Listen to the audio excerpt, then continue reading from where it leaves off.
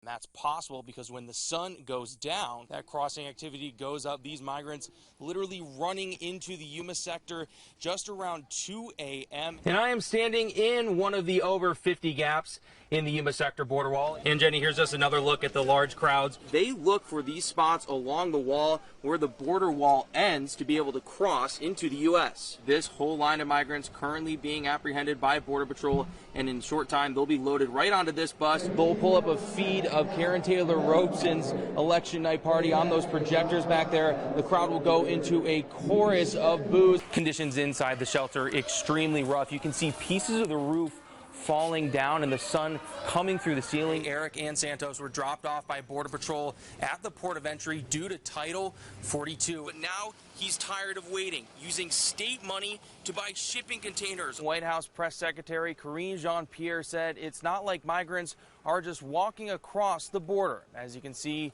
here in Yuma, that's exactly what's happening. When I come back to the United States after being in Mexicali's migrant shelters, often it's the kids I remember most.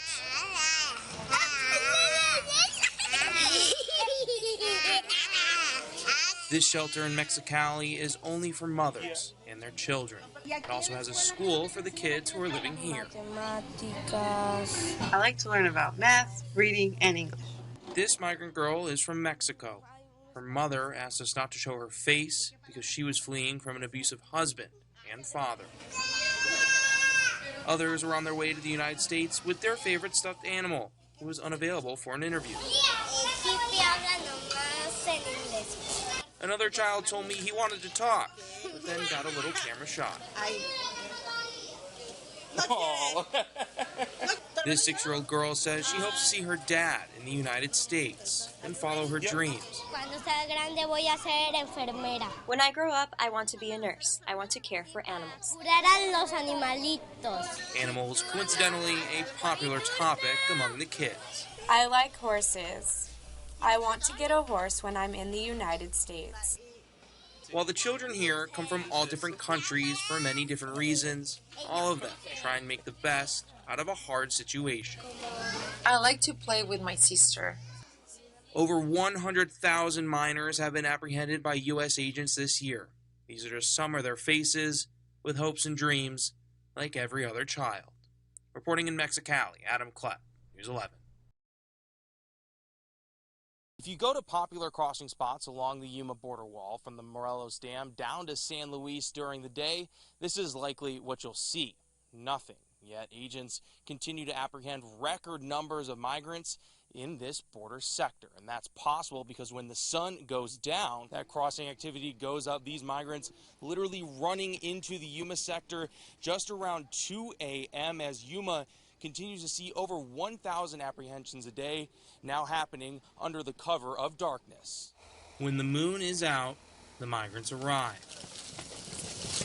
At night, most cross here where the border wall ends as it meets the Cocopah Reservation.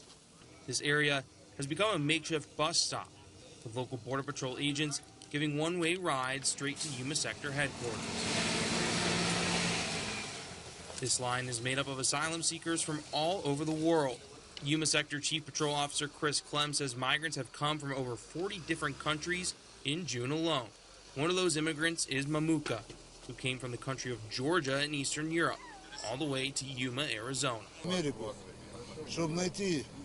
America is a developed country. You can do business, you have freedom of speech, and work is valued. People from lagging countries run to America to find a new life. While the sheer number of migrants showing up at the border is unprecedented, representatives for local Border Patrol told me crossing patterns shifting tonight is expected every summer, as temperatures can be 30 to 40 degrees lower than daytime highs, reducing risks of dehydration and heat stroke. Yet migrants still say their journey to get here is dangerous. Camilo is from Colombia. He, along with 75,000 migrants from his country, have arrived at the southern border since October 1st. He says while crossing at night avoids the dangers of the desert sun, he is not the only risk he and others face. We all know at night there are more dangers of crime. And yet, migrants remain undeterred. They say despite the dangers, fleeing their homes and starting anew in the U.S. is the best way forward for them and their families. I came to the United States for freedom. There is no freedom in Cuba. Here, there's opportunity for people and my son. June 30th marks the end of another month in what is projected to be the biggest year for migrant apprehensions at the southern border in history. By the end of September, agents expect to top 2 million total migrant arrests. In mid-July, Border Patrol will announce monthly apprehension numbers by sector. But based on my trips to the border in June, I don't expect we'll see anything much different than the recent record crossing rates we've seen these last several months. And there are no signs that numbers will go down anytime soon. Reporting in Yuma, Adam Klepp, News 11. Welcome to Fox 9. I'm Adam Klepp. Thanks for joining us. All gave some, but some gave all. That was the message from a Memorial Day ceremony for veterans or in the Yuma foothills. Today, veterans shared with me what they say the true meaning of Memorial Day is, and I heard the story of one soldier who never made it home.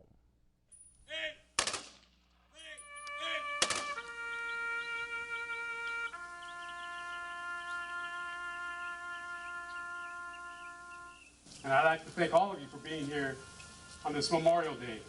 I know some say Happy Memorial Day. Today is a solemn day. Today is the day we remember our loss. Oh, say can you see? Everybody gives, especially all those young men and servicewomen. But there are a few that pay the ultimate price, that give all that they have, they gave their lives. Gave their lives. They're the world. Marvin Best, Scout Sniper was his MOS.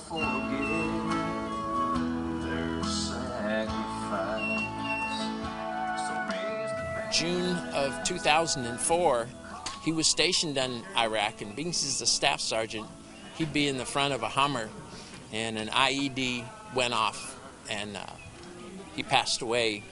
But doing the job he loved to do. He loved the Marine Corps. From the mountains to the prairies, to the It wasn't until I came to Yuma that I was welcomed. You couldn't walk down 4th Avenue and 100 foot, and some veteran would pull you over and go, "Where are you going, Marine?"